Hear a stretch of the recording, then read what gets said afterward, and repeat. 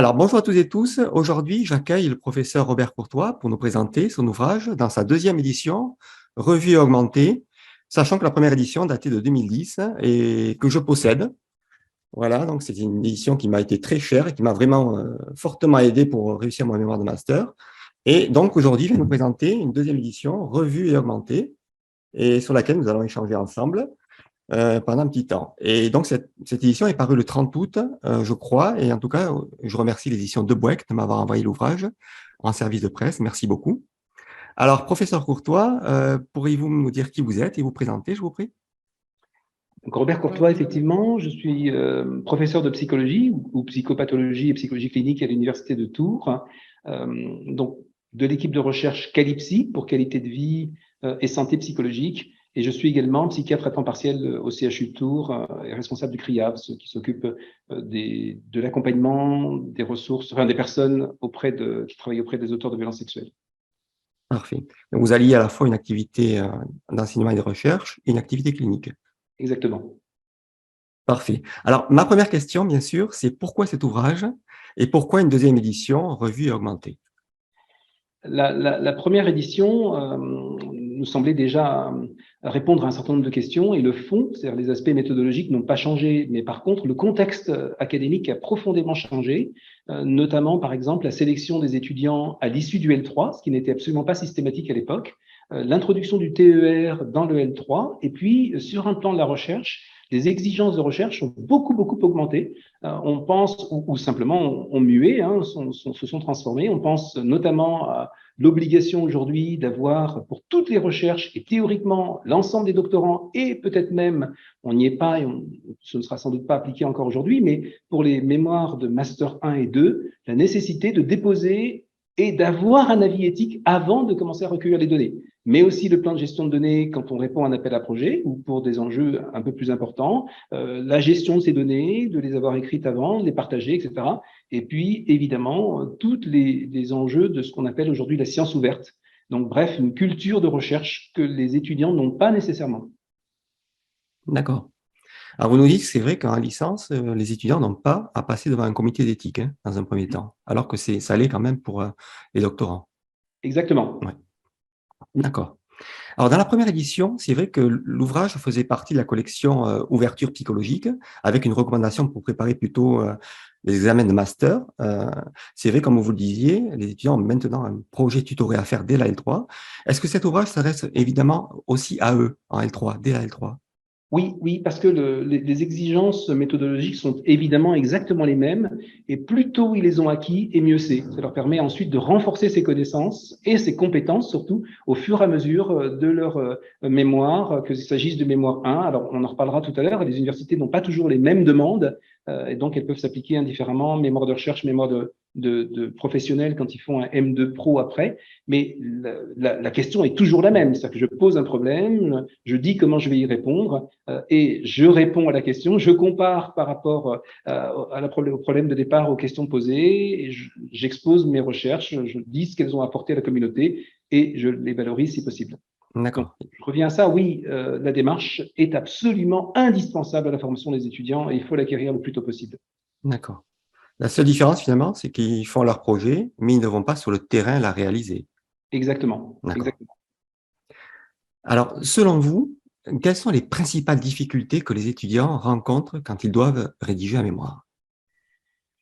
J'imagine qu'une des premières difficultés, en tout cas c'est celle qu'on rencontrait, et peut-être davantage il y a quelques années que maintenant, c'est la représentation qu'ils en ont. C'est-à-dire qu'ils ont souvent une représentation idéalisée de leur travail, de comment ils l'imaginent, et il nous arrive de leur dire que c'est pas l'œuvre de leur vie, c'est qu'un exercice académique et qu'il faut absolument qu'ils comprennent bien les enjeux de cet exercice, certes spécifique, avec une exigence importante, et qu'une fois qu'ils l'ont compris, ils peuvent y répondre. Et finalement, quand ils le comprennent, plus ils sont compétents, c'est répondre à l'exercice, et moins ils travaillent, ou tout au moins, moins ils y passent de temps. C'est-à-dire que c'est gagnant, puisque si on y répond correctement, si la réponse est appropriée, si on a bien compris l'exercice, on y répond dans un temps correct et avec une réussite académique forte. D'accord. Alors, globalement, quelles sont vos attentes à vous et vos exigences concernant les mémoires de vos étudiants de master? Alors, euh, Tout à l'heure, pardon, je complète votre première question. Oui, La représentation est un aspect, mais c'est certainement pas le seul, parce que il y a aussi une méthodologie de travail qu'il faut acquérir. Et les étudiants apprennent, et au fur et à mesure, on voit bien qu'ils avancent dans leur cursus, ils essayent, ils voient ce qui leur réussit à eux, la manière de travailler. Et cet exercice qui est commun à tous les étudiants peut être difficile, même pour des étudiants exigeants qui ont l'habitude de travailler beaucoup et de travailler d'une certaine manière et parfois de maîtriser leur sujet. Apprendre à s'appuyer sur d'autres, à rentrer dans une équipe, à voilà, partager des éléments ou pouvoir avoir une forte adaptabilité entre guillemets, c'est-à-dire celle que ce qu'est l'exigence de ce travail en appui à un directeur ne va pas de soi. Et là aussi, il y a parfois des difficultés pour ces étudiants-là. Et donc, il faut vraiment que une relation de confiance avec le directeur et si possible, un appui avec d'autres pairs, au sens d'autres étudiants, dans une petite équipe pour qu'ils se rendent compte qu'ils peuvent se laisser porter et finalement avoir là encore une réussite avec des efforts qui seront certes un investissement important, mais pas du tout ce qu'ils imaginaient au départ, donc, avec une meilleure efficience. Voilà, alors on ne fait certainement pas le tour des difficultés, mais c'est certainement ces deux difficultés qui sont les plus importantes. On en avait une aussi peut-être dans les représentations, dans la manière d'aborder les étudiants pour la psychologie, ça concerne aussi les sciences humaines, c'est de penser qu'on était uniquement inscrit, la psychologie, dans les sciences sociales, sciences molles, c'est encore des termes qu'on entend, littérature, ce n'est pas du tout péjoratif, mais bref, qu'on s'éloignait de la culture scientifique. Alors que non, on est très clairement la psychologie, et je pense beaucoup de sciences humaines, avec une exigence scientifique forte, et on ne peut pas être psychologue demain sans avoir cette compétence, entre guillemets, que requiert le mémoire et qui relève d'une démarche scientifique. Et donc là aussi, c'est des éléments que les étudiants doivent entendre, comprendre et puis ensuite acquérir. d'accord. Vous évoquiez, c'est vrai, la difficulté de rédiger la mémoire et peut-être aussi l'opportunité parfois de ne pas vouloir se comparer avec d'autres étudiants parce qu'il y a beaucoup de compétition et comme vous disiez, peut-être travailler peut-être en groupe permettrait aussi peut-être de faire passer mieux ce mémoire, de mieux l'assimiler, de mieux le travailler et avec un esprit de compétition un petit peu moindre, qui est Bien forcément, sûr, oui, oui.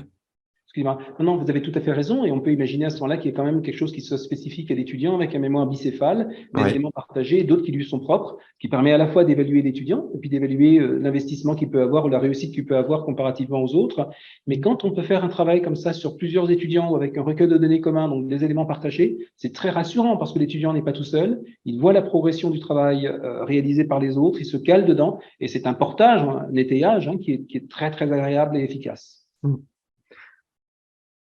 C'est vrai que certaines universités font des binômes peut-être, Mhm. vous y êtes favorable vous, à ça? Oui, bien sûr, bien sûr. Tout ce qui peut aider l'étudiant et déconstruire ou démystifier un peu cette idée de mémoire, entre guillemets, est extrêmement importante parce que, encore une fois, je pense que maintenant, c'est peut-être quelque chose qui est plus facilement acquis, mais pas pour tous les étudiants. Avant, il y avait vraiment une forme de blocage, de syndrome de la page blanche, de réticence, de conduite d'évitement, etc., par rapport aux mémoires.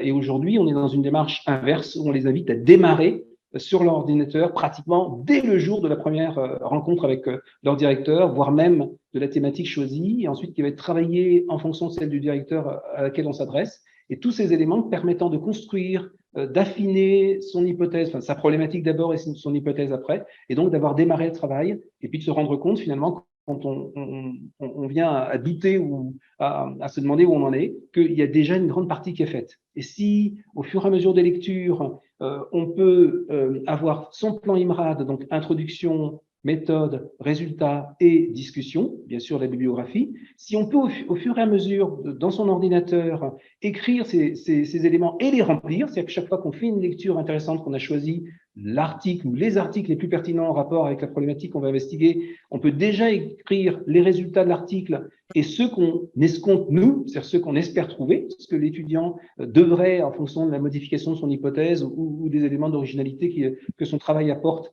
dégager, ça lui permet finalement d'avoir un travail qui, encore une fois, est pratiquement écrit ou préécrit et qu'il n'a plus qu'à affiner et faire aboutir totalement. Merci.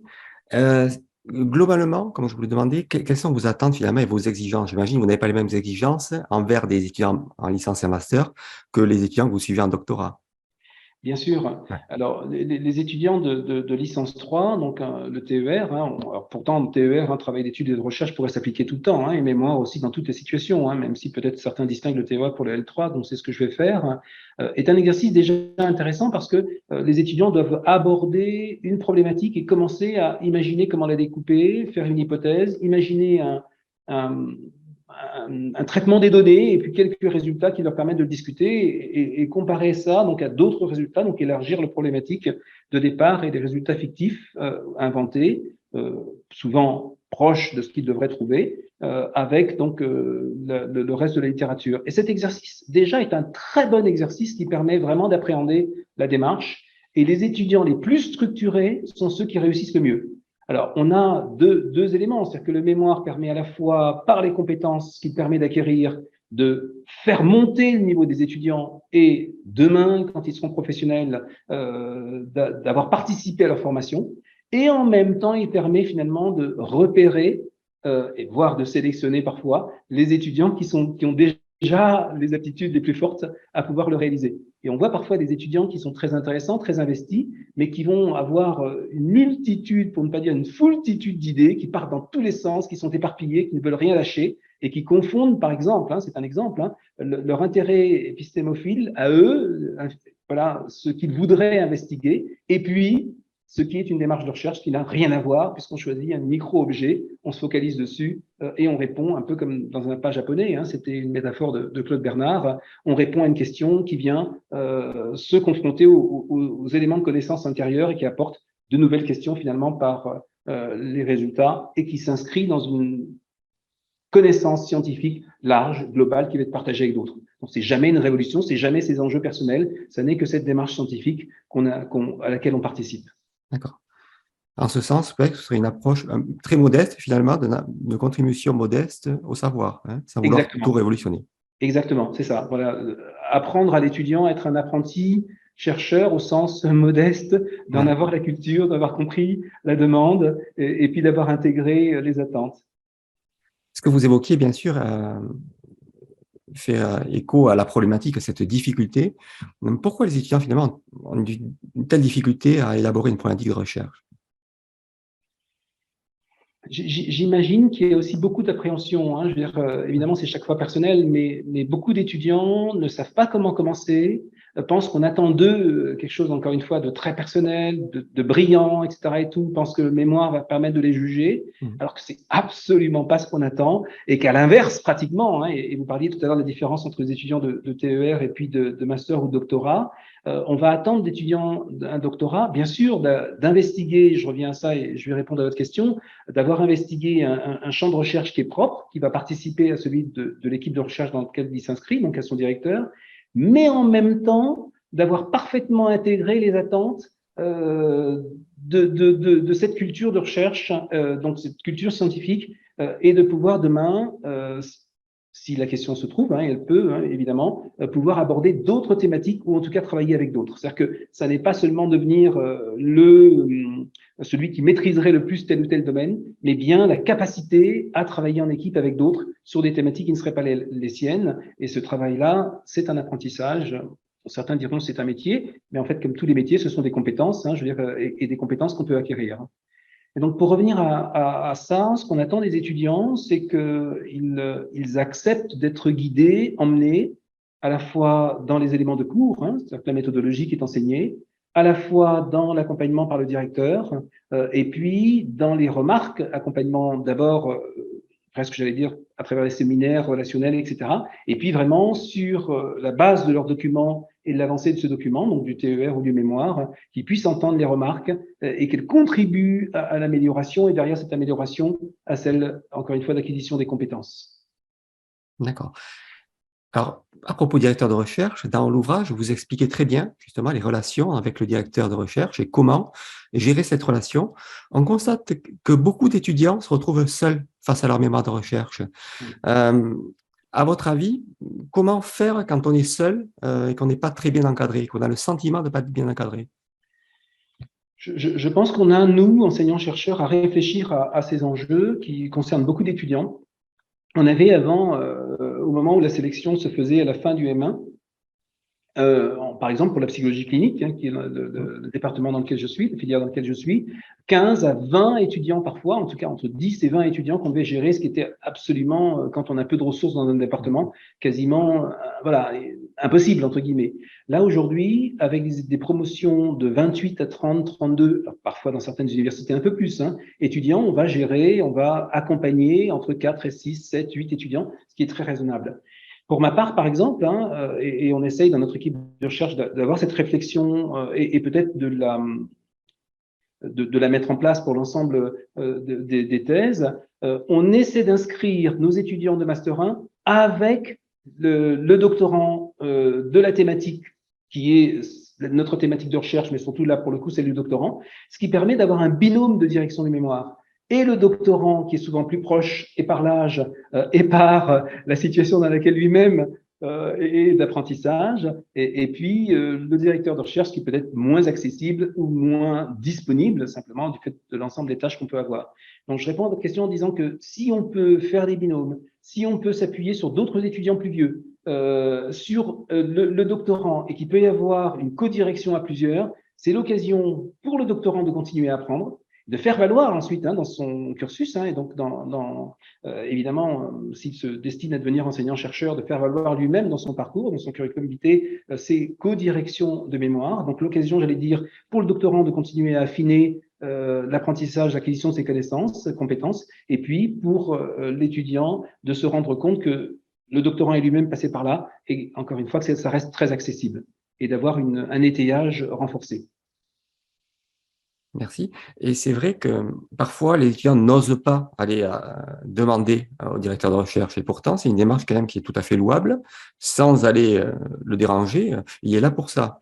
Est-ce que vous pensez quand même qu'on peut quand même aller demander sans trop insister quand on a besoin, vraiment besoin?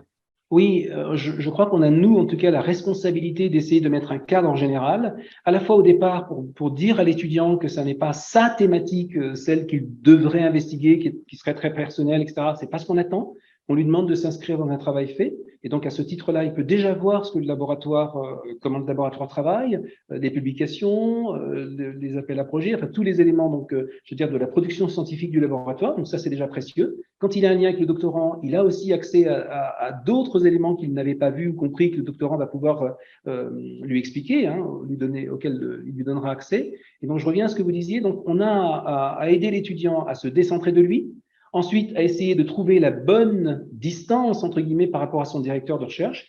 Les séminaires, quand ils sont programmés, permettre ça. Quand ils ne le sont pas, il faut absolument solliciter le directeur pour avoir une régularité des rendez-vous, au moins suffisamment dans l'année, pour avancer suivant les différentes étapes qui sont attendues. Alors c'est vrai que l'ouvrage, c'était un élément de réflexion qu'on avait eu il y a 10 ans, peut permettre d'avoir une sorte de grille un peu en arrière-plan. Chacun des directeurs, directrices,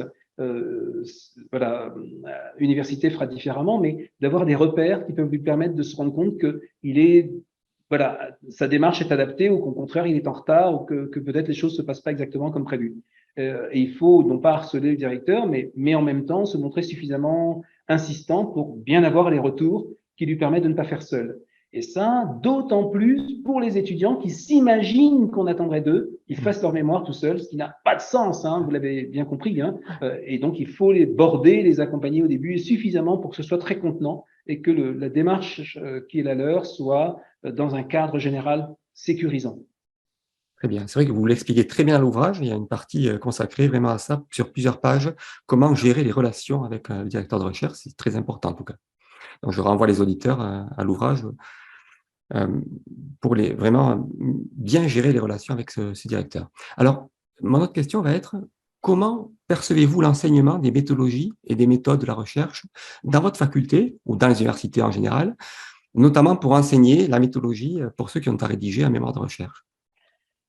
Alors, je pense qu'on a bien sûr, toutes les universités doivent enseigner la méthodologie de la recherche. Après, le sentiment que j'avais, mais je ne me rends absolument pas compte par rapport aux collègues, et ce qui se fait en France, ce qui se fait à Tours, et ce qui se fait aussi dans les autres universités francophones, c'est que probablement que les heures CM, la manière de l'aborder un peu classique ne convient pas ou pas suffisamment. Il faudrait aussi qu'on ait des TD, voire des EP, entre guillemets, c'est-à-dire qu'on mette l'étudiant au travail avec un tuteur, c'est-à-dire si c'est un étudiant de TER L3, un étudiant de master, si c'est un étudiant de master, éventuellement un étudiant de doctorant, bref, autant d'éléments qui leur permettraient justement ce partage et ces ajustements qu'ils ne peuvent pas toujours faire dans leur mémoire. Et une des voies, un des éléments pourrait être la lecture critique d'articles, qui peuvent permettre aussi de se rendre compte qu'un article est toujours fait de la même manière, qu'il faut absolument parler le même langage, et que si demain on fait de la musique, si on veut la partager, il y a une partition, il y a une manière d'écrire, et que si on ne parle pas la même langue que quelqu'un d'autre, on ne peut rien communiquer. Voilà. Et donc ça, c'est extrêmement important que l'étudiant se rende compte qu'au fond, ces articles sont toujours faits de la même manière, avec les mêmes éléments, et que pour que lui-même demain puisse atteindre ce niveau, il faut qu'il en ait compris, j'allais dire, voilà, l'écriture, donc c'est les aspects rédactionnels, mais avant ça, la conception et ce qu'on attend de lui, puisque les deux sont évidemment fortement intriqués, même si dans le mémoire, on a volontairement fait deux parties, pour forcer un peu, schématiser l'élaboration, donc des aspects conceptuels, et puis et séparer la partie rédactionnelle, pour enfin une troisième qui était que faire après avoir rendu son mémoire. Mais donc je reviens à ça, les étudiants n'osent pas toujours, par exemple, critiquer ce qu'ils lisent. À partir du moment où quelque chose est publié, vous savez, en étant un peu moqueur, gentiment, c'est comme avant quand on disait c'est passé à la télé. Donc si c'est passé à la télé, on ne dit rien. Maintenant, on sait que YouTube, la télévision, tous les éléments, etc., nous donnent accès à énormément de connaissances, à la condition qu'on soit critique, c'est-à-dire qu'on voit qui porte cette connaissance, comment et à quoi on réfère. Et je reviens à ça, donc aujourd'hui, on demande à nos étudiants d'avoir un regard critique sur ce qu'ils lisent. Bien sûr, que par exemple, la connaissance des revues qui les publient sont un des éléments, mais pas les seuls. Les auteurs, ce qu'ils ont publié, en quoi ils sont experts de ce domaine. Et puis, simplement qu'ils s'autorisent à être critiques dans le sens de synthétiser les données, de dire ce qui va dans la même direction, ce qui au contraire apporte des éléments contradictoires, et pourquoi, et donc à partir de là de faire des hypothèses. Et quand ils peuvent faire ce travail, oser le faire entre guillemets, et que le directeur les accompagne, c'est pour eux extrêmement formateur, et puis ça fait vraiment avancer leur problématique, alors que s'ils se contentent de copier-coller un auteur une idée, comme ça avec un mémoire tapé au kilomètre, ça n'a aucun intérêt, et évidemment s'ils ont loupé entre guillemets cette première partie de l'introduction donc de la problématique et de l'hypothèse, ils ne pourront pas aborder correctement la seconde.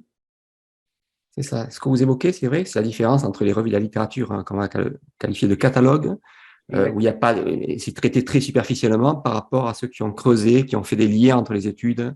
Et c'est en ça que c'est une revue critique, sans qu'elle soit, voilà, on peut parler de problématique et de revue problématisée, mais être critique, c'est aussi, voilà, ne pas critiquer pour critiquer, c'est avoir un jugement critique, sur la revue de la littérature. Et confronter les auteurs entre eux, c'est ça, dont vous parlez également, Exactement. Alors, si vous voulez bien, je me permets, on se comprend, mais peut-être de redire pour les étudiants qui pourraient aussi entendre le mot revue de littérature dans un autre contexte, que ce mot est aussi employé, vous le savez, pour parler d'un exercice particulier qui consiste lui-même à une vraie démarche IMRAD, une vraie démarche scientifique. Je me pose un problème, c'est-à-dire que c'est de synthétiser les connaissances du moment, des 10 dernières années, dans tel ou tel domaine, etc., sur une question précise. Je vais chercher tous les articles je pose une méthode, je respecte cette méthode, j'ai un résultat et je rencontre du résultat de façon structurée. Et ça, c'est un exercice extrêmement précieux parce qu'il va produire à son tour une connaissance. Voilà. C'est un exercice qui suit un plan qu'on appelle Prisma,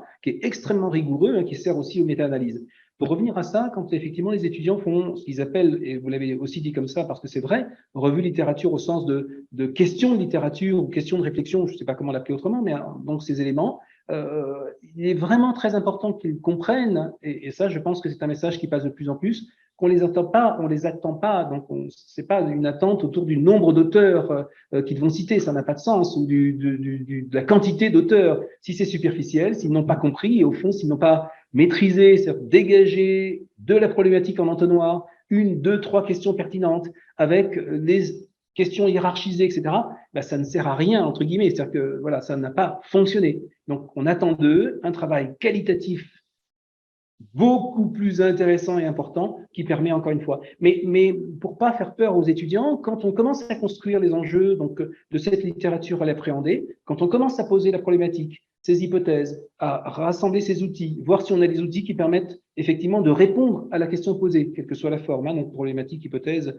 voilà, objectif entre les deux, on peut redessiner, revenir en arrière et donc faire des allers-retours constants entre la réécriture de cette partie problématique ou introduction, pour rester dans le plan IMRAD, et puis rendre le tout cohérent. Ce qui compte au fond dans le mémoire, et vous le savez, M. Cousy, c'est simplement de raconter une belle histoire au sens de quelque chose qui se tient bien, avec un fil conducteur extrêmement fort entre le début, c'est-à-dire le titre de son travail, l'objectif qu'on poursuit après l'introduction, la réponse aux questions, les résultats qu'on vient discuter. Et quand ça a marché, quand on a réussi, on peut le rapporter à l'oral pendant son exposé oral en quelques secondes, comme en quelques minutes, comme en 1 heure ou en 2 heures. Voilà.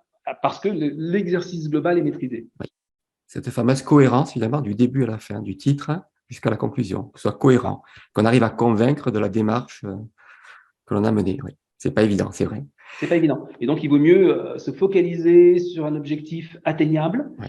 Évidemment, qui s'appuie sur la littérature, hein, anglo-saxonne la plupart du temps, parce que c'est 90-95% de la littérature accessible, hein, donc avec des choses très pointues, plutôt que quelque chose qui serait, encore une fois, un grand flou non maîtrisé, qui n'a pas beaucoup d'intérêt. Oui. Aujourd'hui, même pour nos diplômes universitaires, en fait, on essaie de conduire nos étudiants à produire des micro-mémoires ou des mini-mémoires de 15-20 pages maîtrisées avec cette même démarche, plutôt que des mémoires de 90-100 pages que personne ne lira.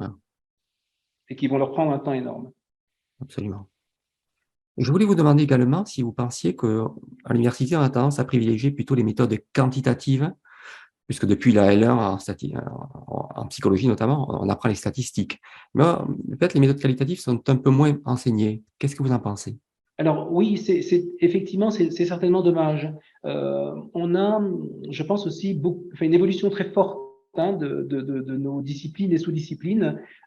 C'est vrai qu'on avait des étudiants et on a peut-être eu aussi à lutter contre ça, hein, si je peux prendre cette image, lutter en tout cas contre les représentations. Je me rappelle, il y a une dizaine d'années, avoir eu des étudiants qui me disaient moi, je veux faire un mémoire, mais sans jamais citer un auteur anglais. Moi, je veux être psychologue clinicien, donc c'est les enjeux psychodynamiques ou psychanalytiques qui m'intéressent, donc je ne traiterai pas du reste. Ça n'avait pas de sens parce qu'encore une fois, on est dans un apprentissage scientifique d'une démarche, etc.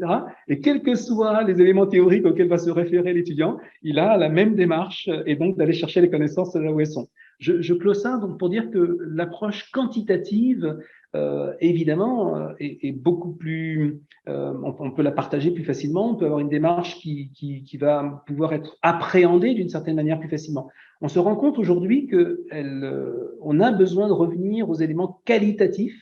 Et de plus en plus de revues nous demandent de faire des mixtes, entre guillemets, des combinaisons, entre guillemets, d'aspects quantitatifs et qualitatifs. Et donc, il faut qu'on puisse aussi réapprendre de ces manières, de ces approches qualitatives, mais là encore avec rigueur et exigence. Oui. Un enseignant que j'ai eu, qui a été très important pour moi, me disait pour faire du qualitatif, il faut que ce soit très bien fait par rapport au quantitatif. Il avait raison. Exactement. Il faut une démarche rigoureuse pour montrer vraiment que, comme il y a un petit moment de scientificité, il faut vraiment montrer la démarche, en tout cas, et parfois aussi, quand on mène du qualitatif, ne pas la mener seule parce qu'il y a ce phénomène de subjectivité peut-être. Bien sûr. Parce que dans ce que vous venez de dire, hein, de manière sous-jacente, il y a que la science doit pouvoir être reproduite et que l'expérience qu'on fait, on doit pouvoir en rendre compte et que n'importe qui passe derrière avec les mêmes éléments, les mêmes paramètres, doit pouvoir retrouver les mêmes résultats. Hein, voilà. La même chose. Bien sûr. D'où l'intérêt de bien décrire sa méthode, c'est une partie importante, bien sûr, qu'elle soit reproductible dans la mesure du possible. Vous voulez rajouter quelque chose par rapport à ça? Non. Non? Alors, mon autre question, c'est vrai que dans l'ouvrage, vous évoquez singulièrement comment différents étudiants, notamment Barbara, arborent un sujet peut-être trop personnel. Et c'est très courant en psychologie, hein. En fait, pas qu'en psychologie, mais ça l'est en psychologie. Est-ce que vous avez le sentiment que beaucoup d'étudiants en psycho ont tendance à choisir des sujets qui leur sont personnels pour réaliser leur mémoire? Alors, peut-être moins maintenant en master parce que, il me semble, hein, en tout cas, je vais parler uniquement pour l'Université de Tours, parce que j'ai peut-être pas suffisamment de recul, mais il me semble que quand on a échangé avec nos collègues, hein, donc les contributeurs de l'ouvrage, hein, les enjeux étaient les mêmes. On prévient très tôt nos étudiants de ce qui sera possible et pas possible. Et de la même manière, vous savez que dans un amphi, quand on aborde, je sais pas moi, les addictions ou les traumas, on prévient tout de suite les étudiants qu'il ne s'agit pas du tout, en posant la question, d'aborder des choses personnelles, et certainement pas là en amphi devant tout le monde. On borde les choses en leur disant voilà ce qu'on attend et probablement que vous n'aurez pas beaucoup de choix du sujet puisqu'il vous faut aller chercher un directeur et pour que ce soit efficace, un directeur, que vous allez attraper, entre guillemets, je dis ça comme ça très simplement, dans sa compétence. Et donc, en allant ensuite chercher dans ces éléments de recherche ce que vous pouvez faire et comment vous pouvez le défendre.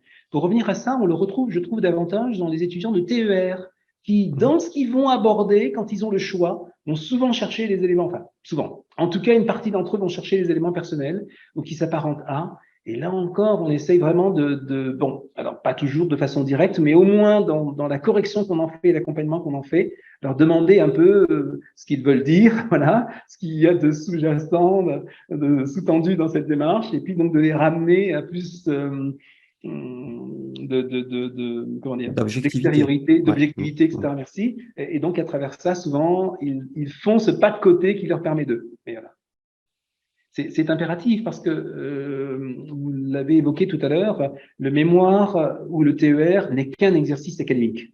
Et donc, il n'est absolument pas question dans cet exercice d'aborder des éléments personnels de son histoire. Et si un jour on veut écrire un ouvrage, témoigner, enfin faire d'autres choses, ce sera un autre exercice.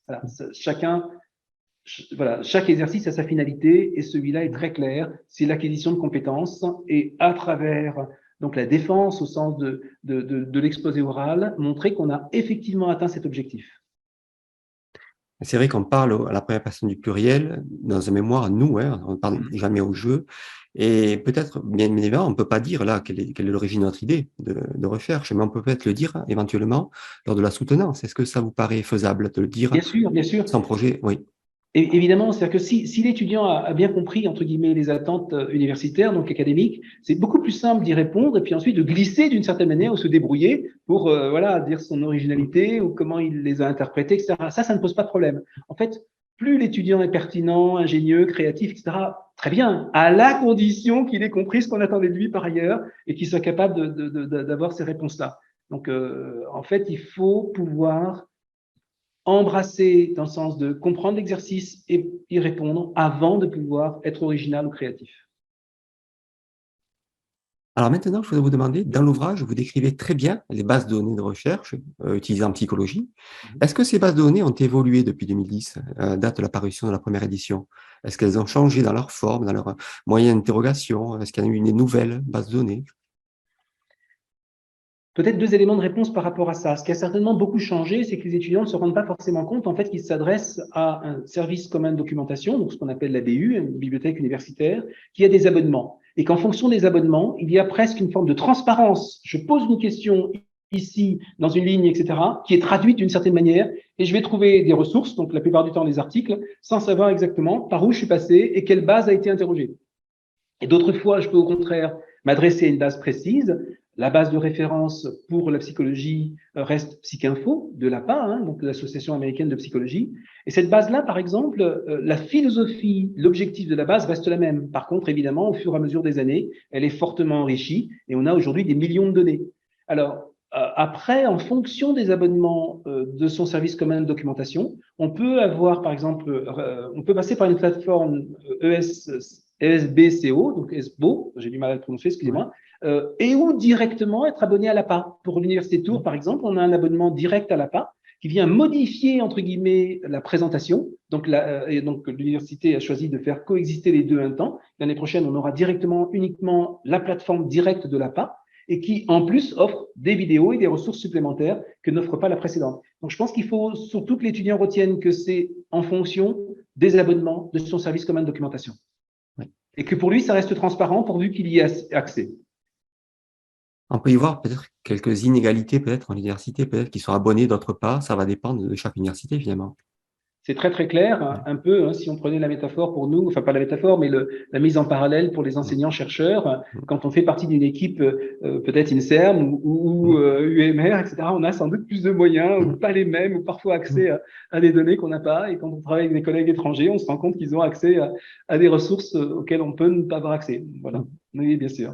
Et certains qui n'ont accès à rien quasiment, peut-être, dans certains pays, peut-être, ont accès à Google Scholar, éventuellement, qui est une base de données avec ses défauts, bien sûr, mais qui est peut-être un premier jet aussi. Oui, qui est précieux, effectivement, qui permet au moins de voir ce qui existe, hein, et puis peut-être aussi le nombre de fois que l'article, le livre et l'ouvrage est cité, etc. Et tout, c'est déjà un bon début, entre guillemets. Après, il faut absolument avoir accès à des bases de données. Hein. D'accord. et que les étudiants très vite apprennent, mais ça, ils l'apprennent avec les services communs de documentation à s'en servir. D'accord. Et vous validez le fait quand même qu'on doit aller chercher dans plusieurs bases de données. Alors, c'est Ah ouais. absolument essentiel. Et là aussi, hein, quand on a fait la première version de cet ouvrage, c'était pour répondre à des questions qui se répétaient. Certains étudiants, par exemple, nous disaient, je n'ai rien trouvé, je vous jure, madame, enfin, je plaisante, hein, c'est référence au C'est film, vrai. mais voilà, 3 petits points, etc. Et évidemment que ça n'était pas vrai, parce que quand vous connaissiez le domaine, vous savez que ce n'était pas le cas. Mais ils avaient cherché dans une base de données, Kern, par exemple, qui fait essentiellement des articles, des ouvrages francophones, ou Medline, ou une autre, et puis ils disaient, j'ai rien trouvé. Mais ils n'avaient rien trouvé pour cette base de données-là, alors Ouais. qu'il y a différentes bases de données qui se croisent, il y a des bouquets, entre guillemets, qui font référence à des éditeurs, et donc quand ils ont un peu mieux compris, et surtout qu'ils en croisent 2 ou 3 d'entre elles, celles que le directeur indique en fonction des disciplines, ben là, il n'y a plus ces écueils-là. C'est vrai que parfois aussi les étudiants viennent comme ça en disant j'ai rien trouvé, mais on lui demande est-ce que tu as cherché en anglais? Ah non. Ça, c'est quand même Évidemment, une grave évidemment. erreur. Et ils oublient aussi parfois de mettre des synonymes. Donc forcément, ils n'auront pas beaucoup de résultats. Ça s'invente pas, cette recherche documentaire. C'est pas évident, hein. Oui. Ouais, Alors on a essayé dans cet ouvrage effectivement de répondre à toutes ces questions, en ouais, fait, hein, à peu près toutes les questions qui pouvaient se poser dans les différentes phases, entre guillemets, de son mémoire. ouais. Donc cette première phase d'élaboration, introduction, hypothèse, méthodologie, au début de méthodologie, et puis début des résultats de recueil, et puis la seconde phase qui est vraiment la rédaction, qui Mmh. évidemment en réalité accompagne la première, hein, mais au moins ces 2 grandes phases distinctes, hein, Tout pour ne à pas fait. parler de celle d'après-mémoire. Et vous décrivez très bien les opérateurs booléens qu'il faut à tout prix utiliser et à bon escient dans les moteurs. Et c'est ça qui est important pour avoir de bonnes recherches après. Ouais. Alors maintenant, je voudrais revenir sur la soutenance. Et c'est vrai que beaucoup d'étudiants se demandent quel poids la soutenance dans une note finale accordée à mémoire. Est-ce que vous pourriez nous expliquer ce qu'il en est en tout cas, en général, et également de votre propre grille d'évaluation pour les soutenances de vos étudiants en master? D'une manière générale, je pense que la soutenance est un moment capital. C'est-à-dire qu'en fait, on dit volontairement aux étudiants que dans certaines universités, ou en fonction du diplôme dans lequel ils sont, hein, diplôme de fin d'année, diplôme universitaire, master 1, master 2, etc., la soutenance peut valoir la moitié des points. Très Ouais, sincèrement, 50% de la note, ouais. et certains collègues mettent 50%. Alors, tout ça, ce sont des critères connus que les universités appliquent, Mhm. hein, en fonction des diplômes, mais 50% pour l'écrit, 50% pour l'oral. Donc, c'est très important. Et quand bien même ce ne serait pas ça, en fait, l'étudiant présente son travail qu'on a un peu oublié, c'est-à-dire qu'on a Mhm. lu, qu'on a accompagné, et ou pour le deuxième enseignant-chercheur, et ou le professionnel qui accompagne quand il y en a un, pour les mémoires par exemple en Master 2, même s'ils ne sont pas toujours de la même nature, on a un peu oublié le travail, et l'oral doit restituer et la qualité et l'exigence et l'originalité de ce travail. Et quand l'étudiant réussit cet exposé oral, en fait, il bonifie son écrit de départ. C'est très, très clair. C'est-à-dire que l'exposé oral est un autre exercice qui vient compléter le travail écrit et il est essentiel. Parce qu'il vient aussi être évalué sur plusieurs niveaux. C'est-à-dire qu'on évalue à la fois le diaporama lui-même, pas trop chargé, etc., et tout bien écrit, les figures qui sont rapportées, les choix, parce qu'on ne peut pas tout présenter. Donc un diaporama qui va aussi accompagner le propos, la parole de l'étudiant, donc qui va permettre d'avoir une bonne cohérence et de faciliter la compréhension pour le lecteur. Donc, le diaporama lui-même est déjà un exercice en soi. Mais après, la prise de parole, est-ce que l'étudiant est très inhibé? Est-ce qu'il a du mal à parler? Donc, bon, quelque chose en tout cas qui renvoie à ce qu'il est. On peut faire des efforts par rapport à ça, on peut s'entraîner. Et enfin, et bien sûr, la capacité que l'étudiant a de restituer de ce travail, d'en avoir une forme de maîtrise, et donc notamment dans les réponses au jury et dans les réponses argumentées au jury. C'est tout ça qu'on va évaluer et c'est tout ça qui va être pris en compte. Et quand un étudiant donc, réussit l'ensemble de ces 3 éléments, trois dimension, eh bien, ça, voilà, c'est très positif et ça vient plutôt nous inciter, j'allais dire, à valoriser l'ensemble de son travail, donc de la note finale. J'imagine aussi que vous appréciez aussi quand l'étudiant prend du recul sur ce qu'il a produit en l'ayant déposé Exactement. quelques semaines avant. Ouais, ouais. C'est absolument indispensable, hein, et donc c'est pour ça qu'il faut rendre son travail dans les temps, il Mmh. faut pouvoir prendre du recul, il faut pouvoir critiquer le travail, pas trop, il faut trouver un Mmh. bon équilibre. Hein, si vous venez et que vous démontez votre travail en disant que ça n'en valait pas la peine, ben, vous allez conduire le jury à avoir aussi une appréhension négative de ce travail. Mais par contre, il faut éviter que ce soit le jury qui vous montre, entre guillemets, des insuffisances que vous n'auriez pas vues, ou pire, que vous n'auriez pas anticipées, comprises. Donc, voilà, donc c'est-à-dire que ne pas les voir, on peut être pris dans son travail, ne pas se rendre compte exactement des lacunes qu'on a pu avoir, des insuffisances, mais au moins en avoir conscience un peu et avoir pris un peu de recul par rapport à ça, et si possible, apporter des réponses différentes qui viennent compléter et corriger d'une certaine façon. Est-ce qu'il est possible peut-être au début de la soutenance, avant de démarrer, d'indiquer au jury peut-être qu'on s'est rendu compte qu'on avait fait quelques erreurs et de les évoquer, peut-être avant qu'ils ne le fassent eux-mêmes? Bien sûr, bien sûr. Après, il faut trouver encore une fois le bon équilibre pour que ce soit productif au sens de intéressant pour l'étudiant et que ça montre toujours l'ensemble des capacités de l'étudiant, voilà, que ça ne le dessert pas. Il faut trouver, par exemple, c'est la même démarche pour l'erratum. On peut apporter un erratum en disant j'ai fait des coquilles là, etc. Et tout, mais si on apporte un erratum de 8 pages avec énormément de coquilles, on démonte d'une certaine manière son travail. Donc, faut pas le faire. Et s'il y a beaucoup de fautes, faut peut-être pouvoir s'excuser autrement ou demander voilà, la tolérance, l'indulgence du jury autrement. Alors, voilà, il faut trouver une manière de communiquer qui reste la réalité, mais qui vous reste favorable ou pas trop défavorable en tout cas. D'accord, sans s'auto-saboter. Sans s'auto-saboter, pour ne pas s'auto-saboter, sans se mettre non plus en avant en disant que c'était génial et formidable, hein, parce que ça, c'est le jury qui va en juger, évidemment. Il faut trouver un juste milieu, alors. Voilà. C'est ce que vous conseillez. C'est ça, tout en défendant son travail et en ayant pris du plaisir à faire ce travail. Ça, c'est aussi un élément important. Quand l'ensemble de la démarche a fonctionné, quand la relation au directeur a été bonne, quand il y a eu du plaisir finalement à faire cet exercice et que ça se ressent, ben, j'allais dire que tout le monde est satisfait d'une certaine manière de clore, entre guillemets, voilà, une démarche qui a été positive et constructive pour tout le monde, là, pour le directeur de laboratoire, pour éventuellement la valorisation, peut-être on en dira un mot tout à l'heure, hein, pour les éléments de valorisation que ce travail va peut-être permettre, et puis surtout et toujours pour les compétences acquises. Dans ce sens-là, c'est vrai que vous avez intitulé le premier chapitre de votre conclusion « De la contrainte peut parfois naître la liberté et parfois l'excellence ». Alors c'est vrai que parfois les étudiants voient le mémoire comme étant une vraie contrainte, un vrai défi, et ça leur coûte vraiment. Et ils le voient comme un exercice universitaire qui leur est imposé finalement, avec parfois de lourds enjeux, hein, notamment pour la sélection master. Est-ce qu'on peut dire que la conception et la rédaction de mémoire permet de développer finalement de nouvelles compétences qui serviront plus tard, notamment ce qu'on appelle maintenant les soft skills? Très, très clairement, hein, je pense que vous avez tout à fait raison. On se rend compte que le mémoire sert une démarche scientifique, des compétences qu'on va acquérir, mais qui ne sont pas seulement du domaine de la science, mais simplement d'une manière, pas dire, structurée de poser une question. C'est-à-dire que quelle est la question que je me pose? Qu'est-ce que j'en comprends? Comment je pourrais demain investiguer cette question? On se rend compte que quand on s'est posé une question de recherche, la manière de l'investiguer va déterminer les outils et l'hypothèse, le recueil. Et que le recueil va permettre d'avoir des réponses différentes, alors qu'on a posé la même question mais qu'on l'interroge différemment, avec des outils différents, va permettre ou non d'aborder les manières de travail différemment. Donc, je reviens à ça.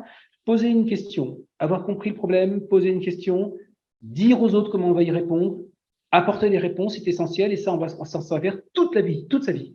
Dans son travail de psychologue, c'est-à-dire qu'aujourd'hui, on ne peut plus être dans une démarche au sens d'accompagnement de quelqu'un, que ce soit l'investigation psychologique, que ce soit des éléments d'accompagnement psychothérapique. On ne peut absolument pas avoir de démarche qui ne reprenne cette base, entre guillemets, de fonctionnement. Donc, cette démarche.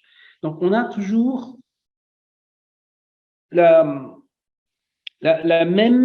ce qu'on acquiert ici à travers le mémoire, finalement, va servir toute sa vie de jeune adulte, d'adulte, dans son travail, que ce soit en psychologie ou ailleurs. Et je trouve que cette démarche scientifique, d'apprentissage, entre guillemets, du mémoire, si l'étudiant comprend, et je reprends votre question de la contrainte, que c'est finalement une contrainte qui va lui être utile à lui, et que le premier bénéficiaire d'un exercice réussi, ce sera lui, pas seulement à travers sa note, pas seulement à travers le parcours académique, mais ce qu'il en fera après, eh bien bingo, c'est-à-dire qu'il en a tiré un avantage. Si au contraire, il y a une forme de réticence, d'évitement, d'opposition, tout ce que vous voulez, qui est une démarche très personnelle et de sabotage d'une certaine manière, sans même forcément qu'ils s'en rendent compte, de ce travail-là, il passe à côté d'eux, et on a beaucoup d'étudiants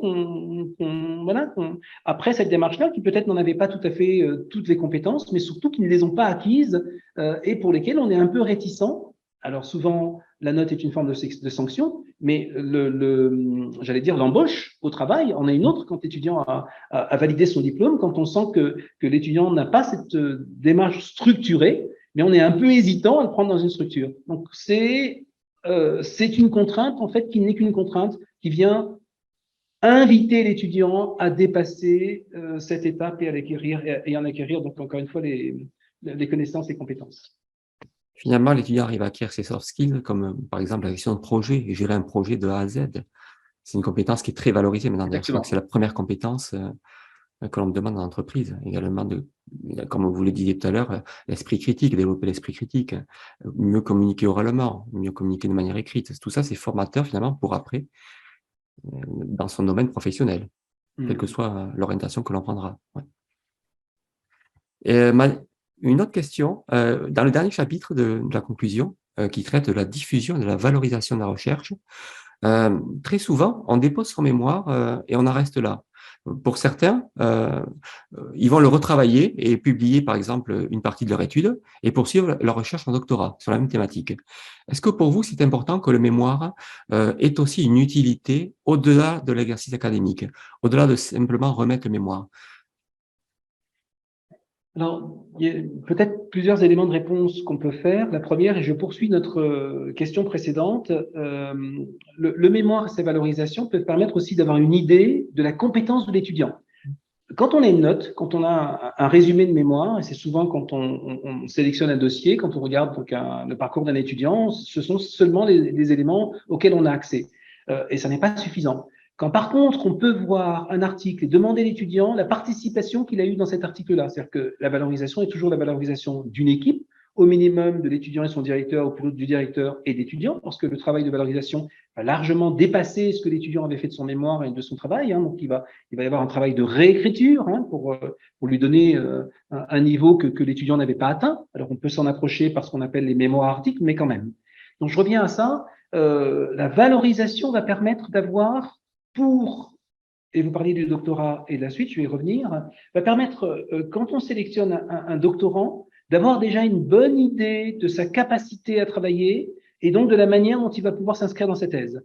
Aujourd'hui, on est tous à peu près d'accord sur le fait qu'il faudrait probablement obtenir des étudiants doctorants qu'ils aient un article par an. Alors, ça ne veut pas dire qu'on va y arriver, c'est une forme de base qu'on pose, mais si on part sur l'idée de mémoire-article, c'est-à-dire de mémoire par des articles, alors ça n'est absolument pas obligatoire, on peut avoir pour les thèses, une thèse avec un document unique, toujours un plan IMRAD, ou une thèse qui vient articuler des articles, donc qui sont des éléments finis avec une logique, une cohérence forte intra-article évidemment, et puis une logique de ces 3-4 articles qui disent quelque chose de général, qui est parfois plus facile pour cette démarche-là, parce que l'étudiant va se focaliser sur les articles. Finalement, il va valoriser à travers la production, donc la publication de l'article, un travail. Et puis, si demain il se destine à un métier de recherche, donc enseignant-chercheur, il pourra évidemment déjà avoir des articles publiés. Mais je reviens à ça. Si l'étudiant en master peut avoir fait un travail de qualité, si son directeur de recherche peut amener, parce que le travail peut être facilement valorisé, parce qu'il a été fait à plusieurs, parce que l'exercice a fonctionné, entre guillemets, c'est-à-dire que les réponses étaient appropriées et qu'il y a vraiment eu une inscription d'étudiants dans l'équipe de recherche, etc., avec le doctorant, tout ce qu'on a dit.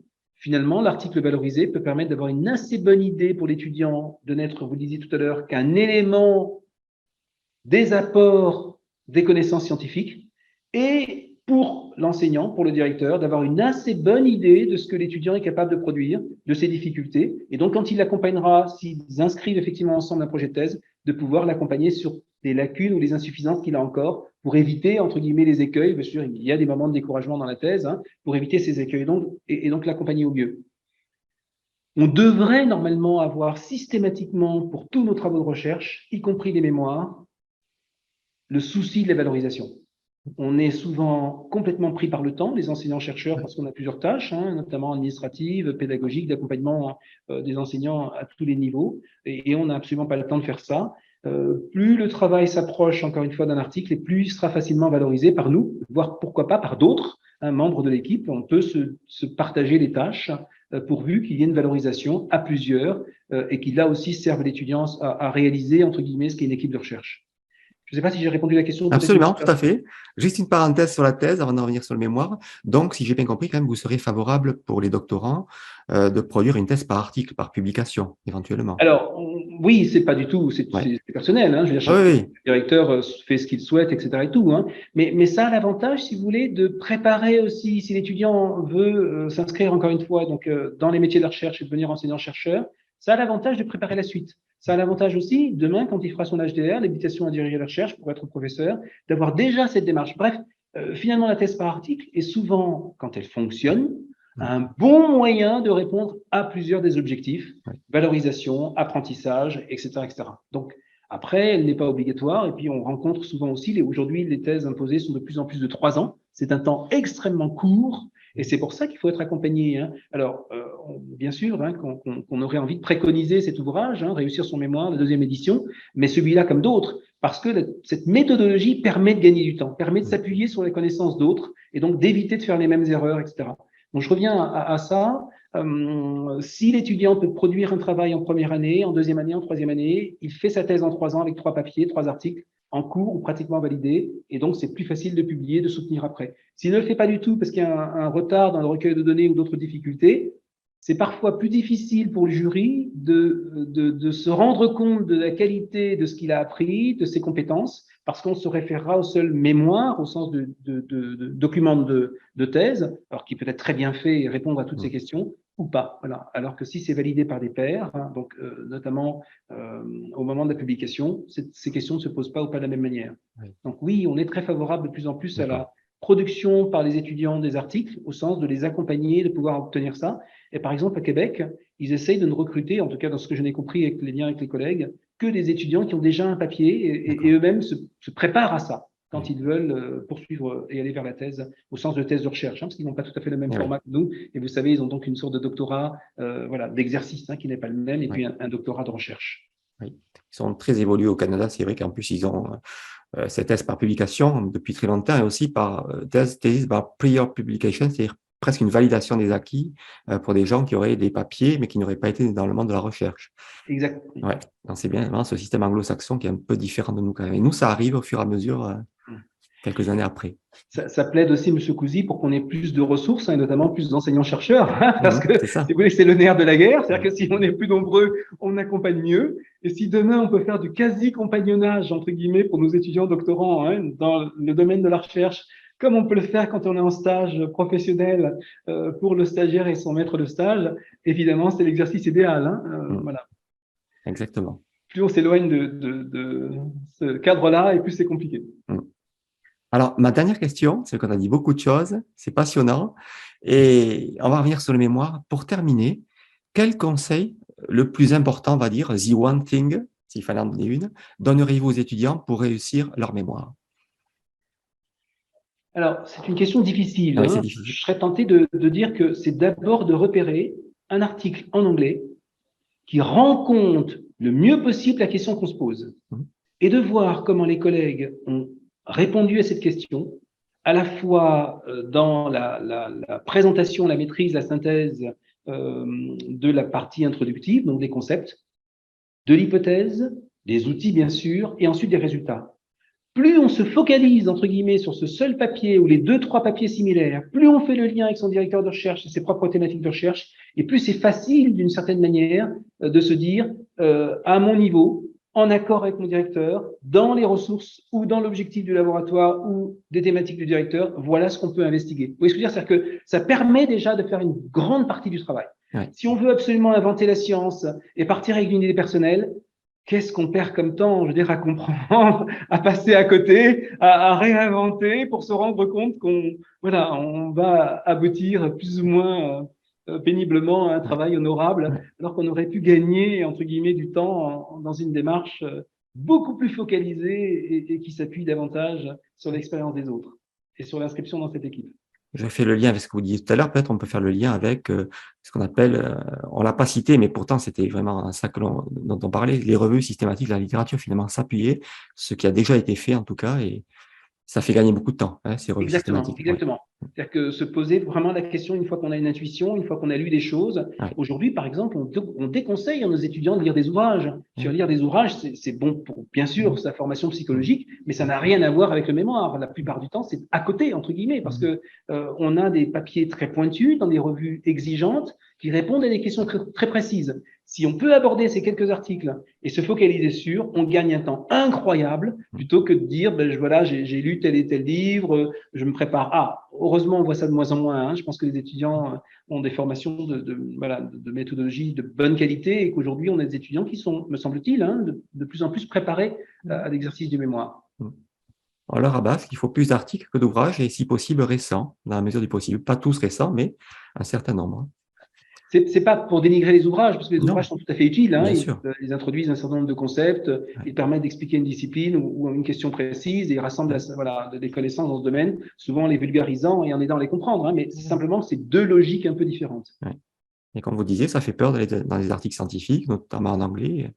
S'y confronter, c'est coûteux cognitivement et ça fait peur, ça effraie. C'est ça.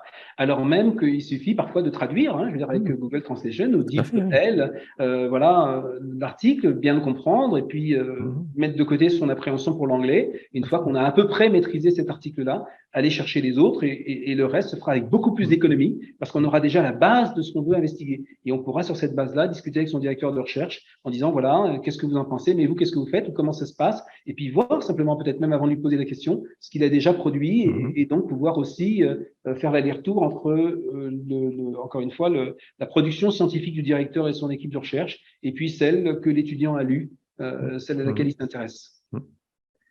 Merci pour cet excellent conseil. Donc, je recommande aux étudiants qui nous regardent. Et voilà, nous arrivons au bout de l'interview. Est-ce que vous avez quelque chose à rajouter ou une question à laquelle vous auriez aimé répondre que je ne vous ai pas posée? Je voulais juste souligner parce que c'est vraiment bien sûr hein, que l'ouvrage a été fait au départ dans un contexte psychologie clinique et je me suis présenté comme ça tout à l'heure. Oui. Mais les questions qui se posent, alors d'abord, vous avez noté, hein, il y a la contribution de plusieurs collègues, hein, je veux dire, à la fois de français, entre guillemets, et puis d'autres pays francophones, Suisse, Belgique, Canada, etc. Mais les questions qui se posent exactement de la même manière pour tous les domaines de la psychologie. Voilà. Donc, et la démarche scientifique dont on parle depuis tout à l'heure est évidemment toujours la même. Il s'agit de l'adapter, entre guillemets, et il s'agit, en suivant les recommandations de l'ouvrage ou d'un autre, de voir comment les ajuster aux exigences de son directeur, de son université. Mais le fond, évidemment, convient à tout le monde parce que c'est toujours la même question, toujours le même apprentissage. Alors, on vous remonte l'ouvrage, voilà, Réussir son mémoire en psychologie. Je vous invite fortement à vous le procurer, c'est vraiment indispensable. Et comme vous le disiez, c'est vrai que pas forcément que pour les étudiants en psycho, hein, ça vaut pour tous les étudiants en sciences humaines et sociales, en sciences de gestion, en santé, en tout cas toutes les sciences qui ont une démarche empirique, en tout cas, qui respectent ce modèle IMRAD ou IMRED, hein, du modèle scientifique. Vous confirmez ce que je dis là, hein? Exactement, ouais. C'est tout à fait ça, oui. Voilà. Et donc, comme on le disait, il est bien sûr utile, très utile pour les étudiants en master, mais aussi pour les étudiants en licence qui ont à rédiger un projet tutoré pour démarrer leur recherche. Alors, merci infiniment, professeur Courtois, d'avoir répondu à cette interview. Merci beaucoup. C'est moi qui vous remercie. Et je remercie les éditions de Bouec de m'avoir envoyé l'ouvrage que je vous représente. Voilà, surtout, procurez-vous-le, c'est indispensable. Vraiment, moi, il m'a sauvé la vie quand j'étais en master. Vous ne pouvez pas faire ça. Procurez-vous-le. Merci beaucoup. Évidemment, je suppose qu'on peut aussi s'adresser au service commun de documentation hein, qui peuvent le commander. Hein. Aussi, absolument. En effet, leur demander de le commander, bien sûr. Hein, il s'agit absolument. Et on invite aussi peut-être procurer aussi auprès des petits libraires. Hein. Parfois, on commande sur Amazon par facilité. Voilà, n'hésitez pas, il arrive très rapidement chez vos libraires quand vous le commandez quelques jours avant. En tout cas, merci infiniment. C'est moi qui vous remercie. À très bientôt. Au revoir. Au revoir. Merci. Voilà, c'est terminé pour aujourd'hui. Je vous invite à liker la vidéo si vous l'avez appréciée et à vous abonner à cette chaîne en cliquant sur le bouton s'abonner. Je vous dis à très bientôt pour une nouvelle vidéo. Merci.